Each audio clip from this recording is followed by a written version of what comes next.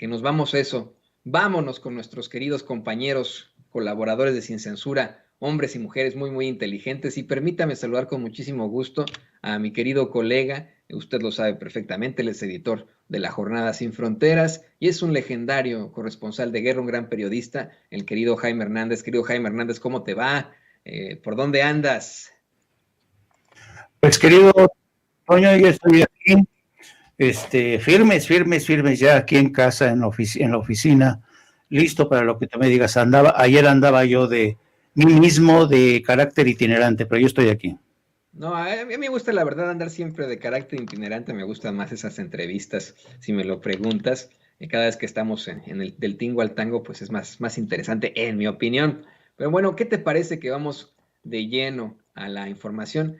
Hay algo que me llama mucho la atención y he sido un poco criticado por lo que he planteado, querido Jaime. Resulta que hoy, en la conferencia de prensa mañanera, el presidente López Obrador invitó al canciller Marcelo Ebrard a que diera su informe sobre los avances de este entendimiento bicentenario. Sin embargo, desde ayer, el mismo secretario de Estado de la Unión Americana, Anthony Blinken, habló de cómo los resultados son insuficientes de ambas partes de la frontera, ¿no? De tanto Estados Unidos como de México. Lo han intentado utilizar para el golpeteo y etcétera. Pero habla de resultados insuficientes en materia de seguridad ante este entendimiento bicentenario y reconoce que Estados Unidos tiene que hacer más en cuanto al control de las armas. Mientras tanto, aquí, allá en México, el secretario de Relaciones Exteriores, ya regresando de este viaje a Washington, D.C., da a conocer una serie de avances de este entendimiento bicentenario, cuando considero, lo digo con mucho respeto y con mucha responsabilidad, que pues todavía falta mucho al enfrentar al crimen, a la inseguridad y la violencia en México. ¿Tú qué opinas sobre esto, querido Jaime? No, pues coincido contigo, porque hay dos formas de entenderlo, ¿no? Hay que verlo desde la óptica de Estados Unidos, pero también desde la óptica de México. En el caso de la óptica de Estados Unidos, está claro que Anthony Blinken reconoció que de la parte de Estados Unidos les falta mucho por hacer, particularmente en lo que concierne al tráfico de armas, y porque este reconocimiento de que les falta mucho por hacer es un reconocimiento de las carencias, de la incapacidad que ha tenido el gobierno de Estados Unidos para meter en cintura a las empresas que trafican con armas, a las armerías, a las más de 8,000 armerías que están distribuidas a lo largo de la frontera con México. Y además es un reconocimiento que no es suficiente con frenar el contrabando, no. Lo que es más importante es la propia legislación.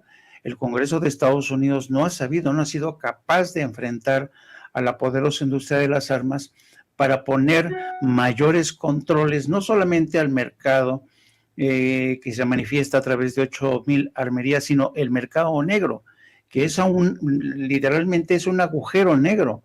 Nadie sabe en realidad cuántas armas surgen del mercado negro de Estados Unidos. Hay mucho tráfico de armas entre estados, nadie sabe de dónde surgen esas armas, no hay un control, pero no cabe duda que la dimensión de ese mercado negro en Estados Unidos es realmente preocupante. Del lado mexicano, yo tengo la impresión de que, aunque no lo dijo Marcelo Ebrard, fue evidente, yo no sé si te percataste tú, Antonio, que en un momento dado hubo dos temas que según Ebrard les interesaron más a la delegación de Estados Unidos. El primero, el tema de los desaparecidos, que según Ebrard, Estados Unidos no tenía una idea muy precisa del volumen de desaparecidos. Pensaban que la cifra de desaparecidos habían sido sobre todo en este gobierno, pero no.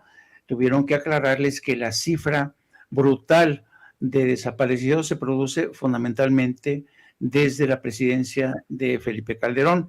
Esto es algo que le ha convenido mucho a la oposición, porque siempre cuando hablan de los desaparecidos se lo atribuyen al gobierno de Andrés Manuel López Obrador, cuando todos sabemos que el problema arrancó y la parte más gorda de esos crímenes y desapariciones se produjeron durante la presidencia de Felipe Calderón y Enrique Peña Nieto.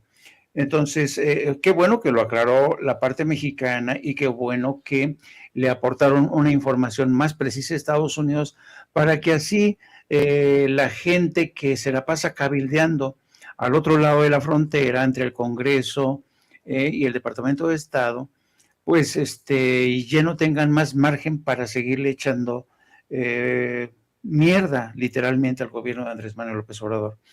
Uno de los puntos que a mí en lo personal me llamó la atención fue cuando Marcelo Ebrard hace mención a que una de las cosas que más les llamó la atención a la delegación de Estados Unidos fue el mapa que presentó la delegación mexicana con las armerías que se concentran a lo largo de la frontera, pero que específicamente en el área de Arizona y Texas es donde hay más tráfico de armas, y esto es en virtud de una legislación estatal que es más laxa. En el caso de Arizona y Texas, por ejemplo, para que se den una idea, las legislaciones de California es más restrictiva en cuanto a la distancia, por ejemplo. Es un decir, por ejemplo, las armerías de California tienen que tener mayor cuidado a que las armas que venden no pasen más allá de 100 kilómetros del lado mexicano. Y en el caso de Arizona y Texas, eso les importa muy poco.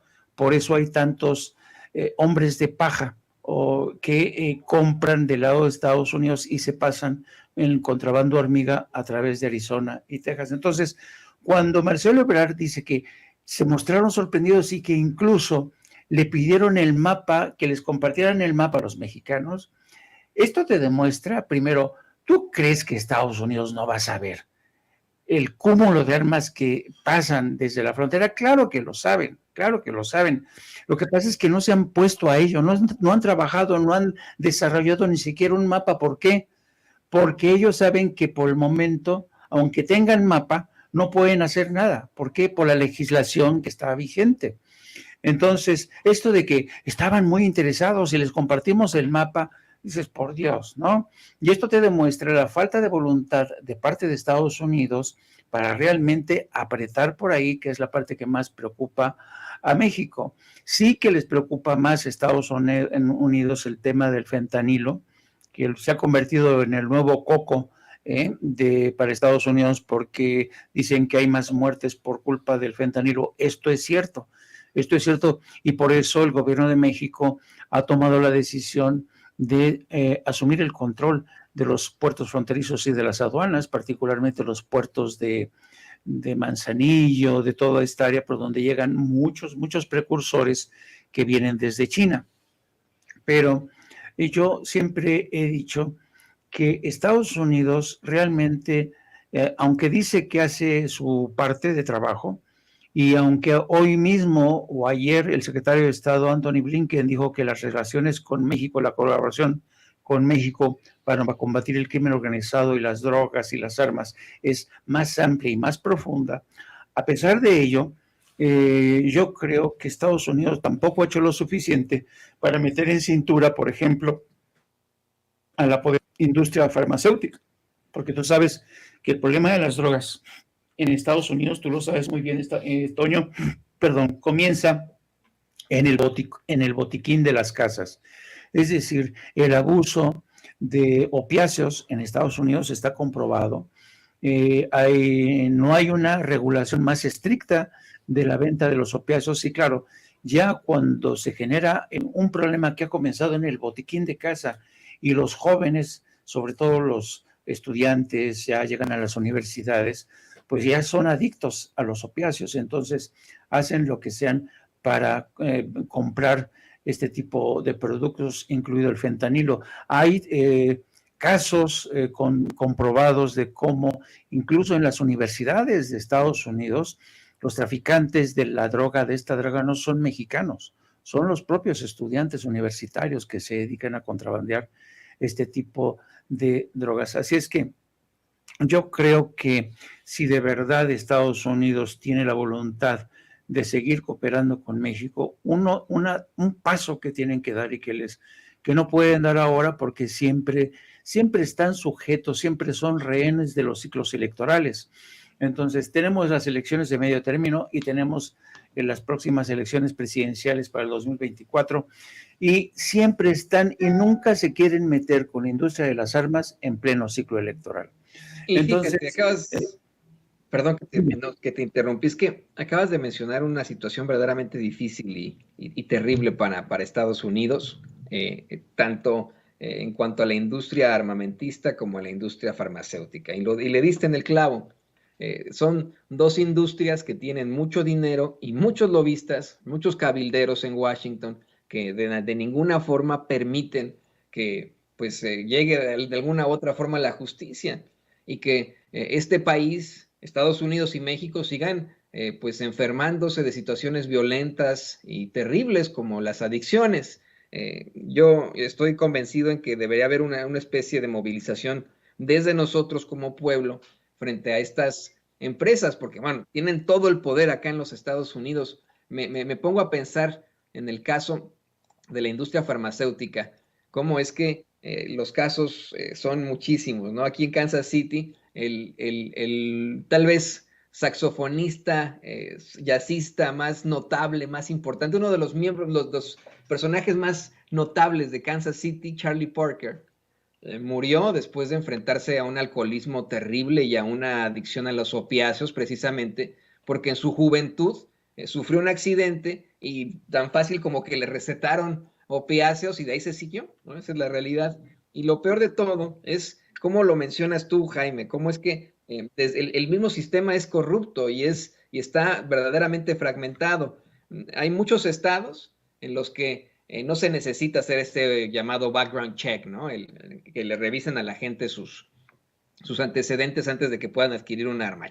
Texas, por ejemplo, ¿no? En el que cualquiera verdaderamente puede conseguir un arma. Pero en los que sí hay algún tipo de pues, situación, algún tipo de trámite para que uno pueda obtener un arma, hay también otra figura, las expos de armas, que es algo terrible, y que llegan pues cada 2 meses a cada estado, y a las que asisten miles, si no es que cientos de miles de personas.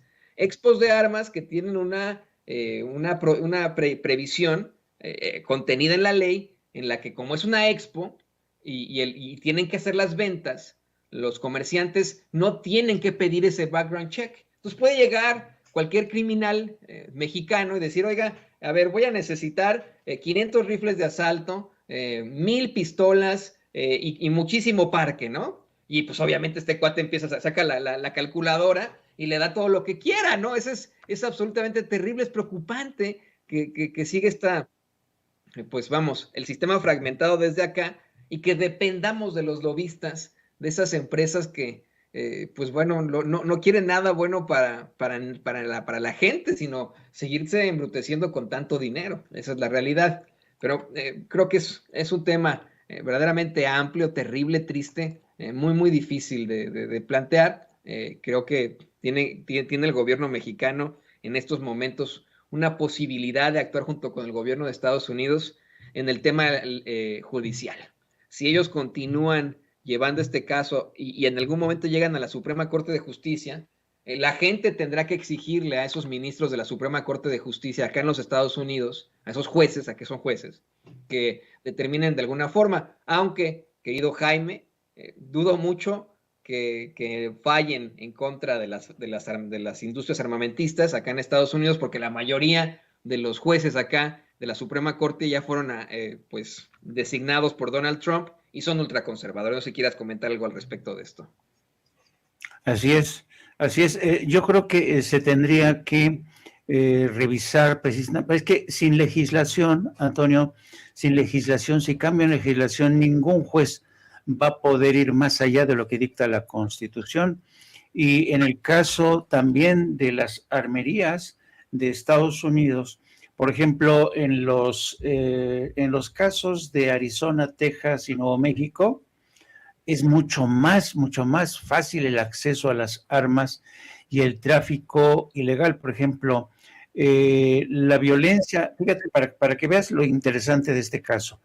En el caso de las poblaciones fronterizas mexicanas que colindan con Arizona y Texas, son mucho más violentas que las poblaciones que están, que hacen frontera con California. ¿Y por qué? Porque precisamente Arizona, Nuevo México y Texas son las más laxas, ¿no? Entonces, esto está demostrado, hay estudios en cómo el impacto de estas armerías que hay a lo largo de la frontera se siente más en Texas, las que colindan con Texas, Arizona, y por eso el canciller mexicano ha insistido en esta acción judicial, la segunda que se presenta por el caso, por el caso de Arizona.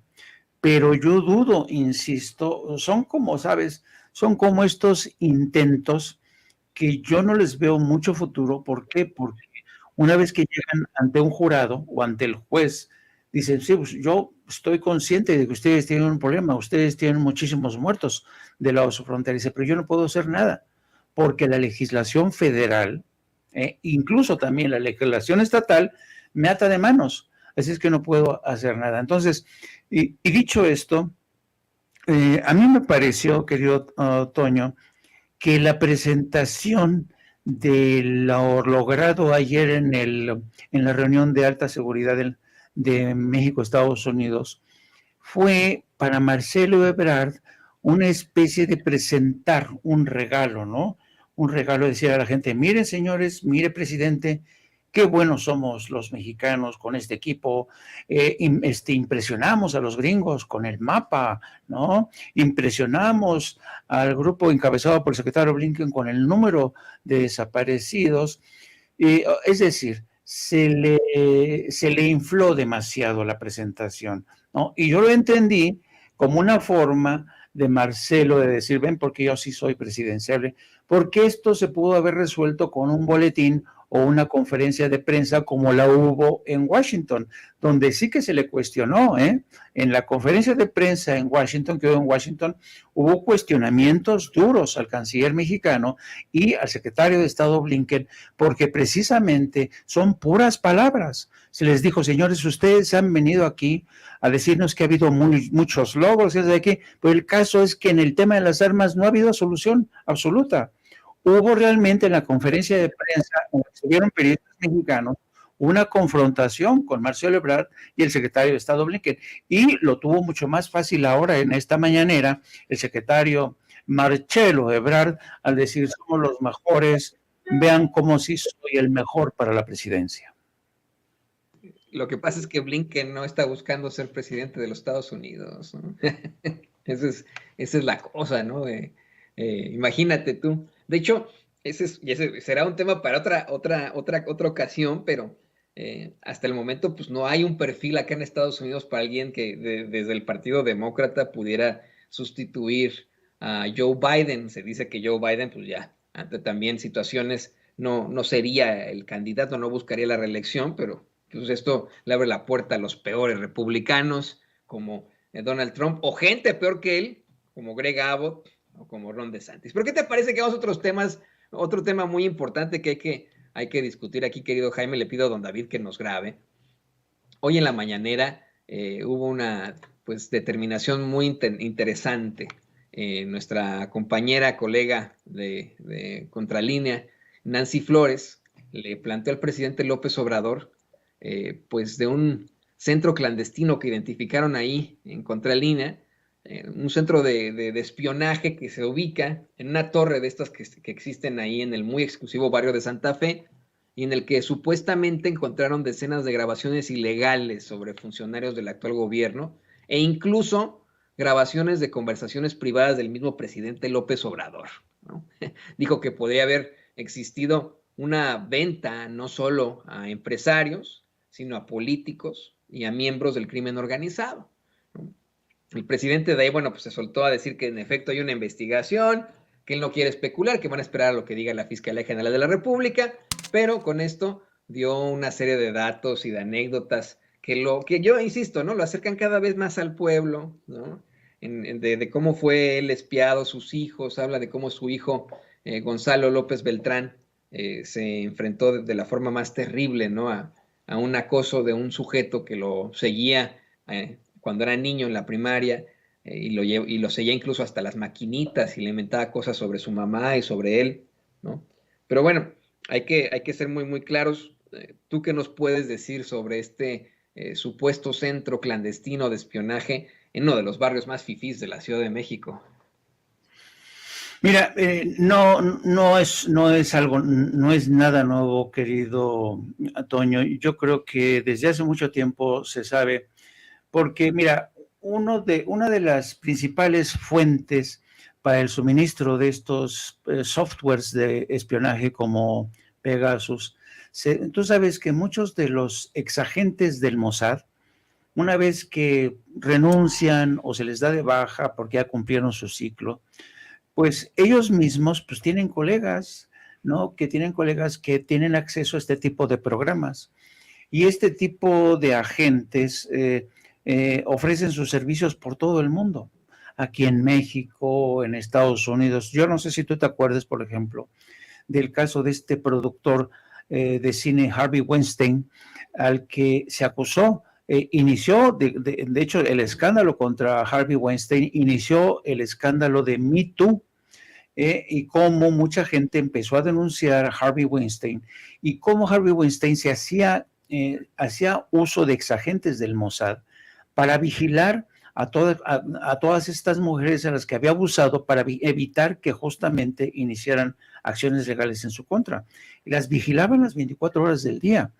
Entonces, muchos exoperativos del Mossad utilizan este tipo de software. Mira, cuando yo era corresponsal en Bélgica, en Bruselas, yo no sé si te acuerdas, hubo un caso muy sonado contra el exsecretario de Defensa de Estados Unidos el exsecretario de Defensa de Israel, que fue el que dio la orden de asesinar a cientos de refugiados palestinos en los campos de Sabra y Shatila. Bélgica fue el único país que decidió iniciar una causa contra Michel Aoun, el exsecretario de Defensa israelí. Bueno, yo estuve detrás de ese caso y era realmente alucinante, Toño, cómo cada vez que yo me movía para ir al juicio, para ir a ver los abogados, te seguían o exagentes del Mossad, te tenían localizado, te amenazaban. Entonces, desde siempre ha existido.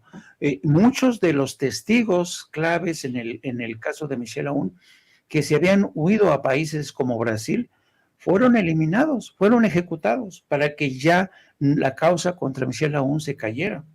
Entonces, eso te da una idea de lo poderoso que es estas redes de espionaje, que no son parte del gobierno, pero que encabezan. Está el caso muy famoso también el caso Vallarta, como un operativo a que se le atribuyen vínculos con el Mossad, espiaba y se le atribuye en buena medida parte de lo que le ha ocurrido, las desgracias que ha sufrido Israel Vallarta, ¿no?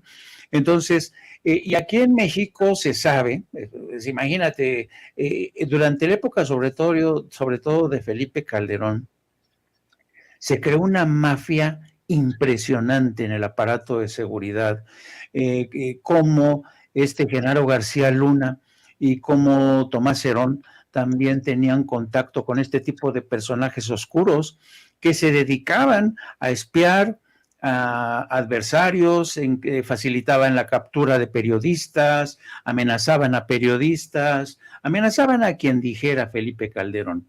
Así es que esta noticia de que hay una empresa que se dedica al espionaje y que se encontraron entre estas grabaciones contra el presidente de México, de verdad es que, y por eso desde que surgieron este hackeo famoso de Guacamaya, llamó mucho la atención y me llama mucho la atención justo el momento en que estos de Guacamaya pudieron penetrar al sistema de información, a la base de datos del ejército, cuando el ejército mexicano estaba cambiando de sistema, porque yo sospecho que el ejército mexicano ya sabía, ¿no?, que era susceptible de ser espiado, de ser hackeado.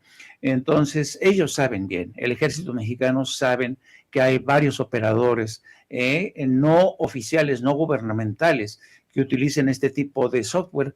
Así es que, y lo que hemos visto, yo me atrevo a decir, querido Toño, lo que hemos visto hasta ahora es solo el inicio, es solo un atisbo de lo que vamos a ver de cara a las elecciones en el Estado de México, donde va a ser una campaña brutal, brutal, vas a ver, y también de cara al 2024, porque gente como Claudia X González, empresarios que tienen los recursos, van a hacer todo lo posible para claudicar en el Estado de México y van a hacer también todo lo posible para impedir la victoria de Morena en el 2024, cosa que yo veo tremendamente complicada. Pero, como decía Nancy Flores, de lo que se trata ya no es tanto de conseguir la inminente victoria de un candidato de Morena en el 24, sino tratar de romper el poder, la fuerza de Morena en el Congreso mexicano, metiéndole ahí, manteniendo ahí a gente que puede hacerle la vida imposible al futuro gobierno de quien sea. Puede ser Claudia Sheinbaum, puede ser Marcelo Ebrard, o puede ser el secretario de Gobernación, Adán Augusto López Hernández. Pues exactamente, ¿no? Eso es lo que ha quedado muy, muy claro, las nuevas ramificaciones de este espionaje. Es muy fuerte lo que nos comentas de el actuar, que es sabido, tú lo has dicho, el actual de exagentes de otros servicios de inteligencia. Y me llama mucho la atención, querido Jaime, que en este actuar estés hablando del Mossad, ¿no? Que es el servicio de inteligencia israelí, porque precisamente el malware Pegasus es de origen israelí. ¿Qué quiero decir con esto? Que esos, pues vamos, esos exagentes del Mossad que estarían utilizando en México ya se la sándwich. Saben cómo utilizar incluso ese sistema y pues eso es verdaderamente aterrador. No sé si quieras cerrar con algo ya para despedirnos. Sí, pero fíjate lo que ha dicho el presidente, en el caso del presidente, bueno, si, por ejemplo, si te intervienen tus correos privados, tu teléfono, Toño, a lo mejor nos sentaríamos de cosas muy, no sé, sorprendentes, ¿no? ¿Y qué dices de mí, no? Imagínate la serie de trapos sucios que me sacarían, ¿no? Bueno, a mí me sacaría más bien puros pañales, tengo puras fotos de mis hijitos, ¿no? Entonces, Sí, pero imagínate espiar a López Obrador, que como decía él, lo han espiado durante medio siglo. O sea, pues, la vida, yo creo que una de las vidas más públicas que ha tenido este país, un político de este país, ha sido la de Andrés Manuel López Obrador. ¿Que tendrá sus defectos? Pues por supuesto, ¿quién no tiene defectos? ¿Que tendrá algunos pecadillos? Pues también, ¿me entiendes? Pero básicamente de lo que no puedes acusar al presidente de México es de ser un ladrón, es de ser una persona deshonesta. Ya ves, este libro de El Rey del Cash se estrelló contra el muro. ¿Por qué? Porque no aporta nada que sea sustantivo, ¿no? Entonces es muy difícil. Y yo creo que, como dice Andrés Manuel López Obrador, su escudo, su mejor escudo, ha sido esta trayectoria de un hombre honesto, con sus errores, con sus virtudes, sus defectos, pero no cabe duda de que es un hombre que yo creo que ha sido el hombre que ha llegado en el momento ideal para ponerle un alto a esta corrupción, a este mar de corrupción, y los logros que se han obtenido bajo su presidencia realmente son notables por más esfuerzos que haga Claudia X González y la oposición para presentárnoslo como un presidente deshonesto, incompetente. Lo que es más, yo creo que este tipo de estrategias se les ha volteado en contra, porque lo que ha quedado en evidencia es la ineptitud, la incompetencia de la oposición para atacar a un hombre tan inteligente, con tal colmillo político como Andrés Manuel López Obrador, y ese es su gran escudo, y no importa que lo espíen, no importa que le siembren ahí en el baño, en la recámara, que le pongan cámaras, no sé, para que lo espíen más. Ya sabemos quién es Andrés Manuel López Obrador. Otro problema sería que, por ejemplo, imagínate que hubieran espiado con el mismo celo, con el mismo entusiasmo a Enrique Peña Nieto, a Felipe Calderón. Habríamos descubierto antes de tiempo las alianzas de Genaro García Luna con el crimen organizado, ¿no? Los pactos de Peña Nieto con Estados Unidos para sacar adelante la reforma energética, ¿no? ¿Cómo se negoció tras bambalinas? ¿Cuántos legisladores de Estados Unidos participaron en esas negociaciones? ¿Cómo se pactó la reforma energética en Estados Unidos y en México? ¿No? ¿Cómo los abogados de las grandes empresas de Estados Unidos y México fueron los que elaboraron las leyes secundarias? Así es que a esta gente que dice, no, que el hackeo, que las investigaciones, señores, llegaron tarde, y además Andrés Manuel López Obrador es un objetivo realmente que no jamás les va a dar chicha, no les va a dar mucha amiga para exponerlo y para tratar un poco de abollarle el carisma, de maltratar su trayectoria. Y yo creo que a estas alturas están tan desesperados que yo no sé cuál va a ser el próximo bombazo, el próximo escándalo, pero creo que están condenados a derrotarse a sí mismos. O pues vamos, a que le salga el tiro por la culata. Hoy reportaba el presidente López Obrador cómo es que la semana pasada, la agencia Morning Consult dio a conocer que tenía aproximadamente 66% de las preferencias, y tan pronto se da el escándalo de las guacamayas y se da el escándalo del rey del cash, incrementó su popularidad esta semana a un 68%, así que pues, le salió muy, muy mal. Y bueno, pues querido Jaime, como siempre, muy feliz de tenerte aquí en Sin Censura, de poder compartir micrófonos contigo, de aprender de ti, de que nos puedas contagiar y empapar un poco de esta información. ¿Por qué no nos compartes también tus redes sociales para que la gente te vea y te escuche en tus plataformas? Pues, estamos muy, muy pendientes siempre de eso, querido Jaime. Muchas gracias, querido Antonio, gracias. Efectivamente, transmitimos todos los días. Ayer fue la excepción, pero hoy volveremos a estar en partir de las 14 horas en este espacio de No Apto para Cínicos. Vamos a hablar sobre todo también de la mañanera, de lo ocurrido, de este informe tan ampuloso, tan bien lustrado que presentó Marcelo Ebrard, como le decía Donald Trump.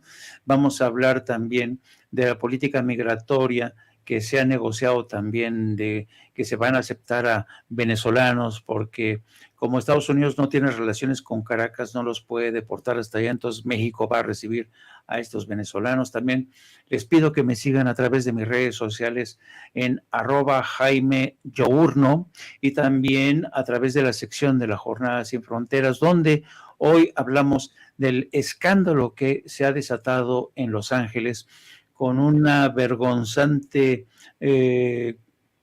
actitud de una concejala de origen mexicano que lanzó improperios y ataques racistas, expresiones racistas, y ha sido vergonzante, ha sido una tempestad la que se ha levantado en Los Ángeles, y esta historia lo pueden leer en la Jornada Sin Fronteras. Don Antonio, cuídese mucho, feliz fin de semana, descanse, gracias al equipo de producción, a la querida Ceci, a don David, les mando un abrazo a todos, y por favor, pórtense bien este fin de semana, no anden de huilos, por favor. Sí, oye, Jaime, te voy a recomendar un posicionamiento que hice. Está un poco pelado, a ver si lo pueden poner ahí en la Jornada Sin Fronteras, pero si quieres, ahí está en mi cuenta de Twitter, está como tweet fijado. También hice un posicionamiento aquí en Sin Censura más largo, un video sobre pues esta mierda que considero esos tres concejales, a Nuri Martínez, a Gil Cedillo, a Kevin de León, dos de ellos a quienes desafortunadamente conozco personalmente, y pues cómo es que estamos indignadísimos, estamos muy, muy enojados por esta representación asquerosa que tenemos de políticos que resultaron ser como Lili Telles, en una tan necesaria representación hispana acá en los Estados Unidos. Tenemos a políticos muy a la Lili Telles, con sus, disculparás tú, pero con sus pendejadas. Así que si te puedo recomendar algo para tu programa y para la Jornada Sin Fronteras, ahí está mi posicionamiento, un poco subidito de tono, pero pues ahí está en mi cuenta de Twitter, querido. No, pues perdón, es importante, Toño, y ojalá que así como está ocurriendo en Los Ángeles, donde ya tuvieron que renunciar a algunos, ojalá pasara así en México con Lorenzo Córdoba, que Así lo es. hubieran obligado a renunciar después de estos pronunciamientos de carácter racista de lo peor. Ojalá que así ocurriera en México, pero pues... Ya creo que perdimos por ahí a Jaime, ¿lo tenemos todavía? Ahí se fue, ahí lo tenemos, sí. Y no, totalmente, querido Jaime, al menos aquí en Estados Unidos sí podemos exigir renuncias y aquí sí ocurren. Aquí sí, si alguien hace un montaje, no lo encumbran como a Loretito y le permiten hacer más montajes, se acaba su carrera. Nuri Martínez acaba de renunciar hace un par de días a su puesto como concejal ahí en Los Ángeles. Esperemos que lo mismo haga Kevin de León, lo mismo haga Gilbert Cedillo. Y bueno, estamos muy pendientes, querido Jaime, yo te agradezco por tu participación aquí en Sin Censura, el editor de la Jornada Sin Fronteras, Jaime Hernández, y por supuesto, legendario corresponsal de guerra. Y ahora sí, permítame pedirle a